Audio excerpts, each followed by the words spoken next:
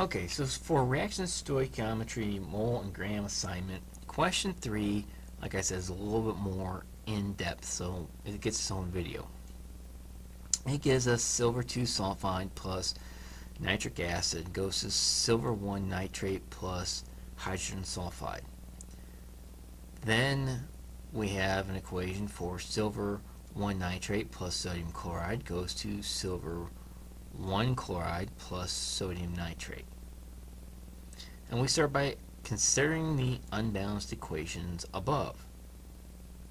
Silver is often mined as the impure silver sulfide. We have a mass of silver 2 sulfide that we heat with excess nitric acid, and the H2S is completely removed from the solution during the heating. The solution is filtered to remove any unreacted solids, and the filtrate is reacted with excess sodium chloride. The sample then produces 0.791 grams of silver 1 chloride. Our question asks us to find the mass percent of the silver 1 sulfide in the sample. So we need to find the mass of the silver 1 sulfide, divide that by the mass of the impure silver 1 sulfide, and multiply that by 100% to get the mass percent of silver 1 sulfide present. You'll notice I didn't balance the equation yet, and that's because I want to make sure that we got to where we needed to get to with this. We're starting here with the silver chloride, which means we're starting in the second equation. But we need to have the first reagent here in the first equation. So we need to balance both equations. And what I'm going to suggest is you balance both equations and then add them together to get one total equation, like you should do in lab. Okay, so let's start with the first equation. We got 2 silvers on the left. We need to have 2 silvers on the right. We got 1 nitric acid on the left, but we have to have 2 hydrogens on the right. So we have to have 2 on the left, and then we get 1 H2S on the right. Now, we go back and look at the next line.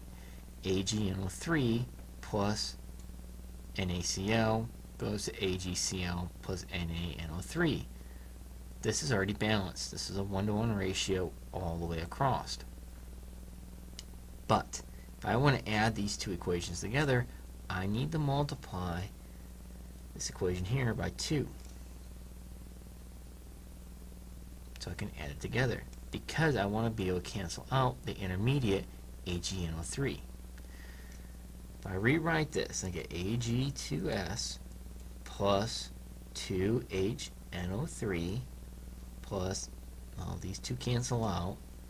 I'll have 2 NaCl goes to 2 AgCl plus 2 NaNO3 plus 1 H2S. My ratio of AgCl to Ag2S is a 2-to-1 ratio.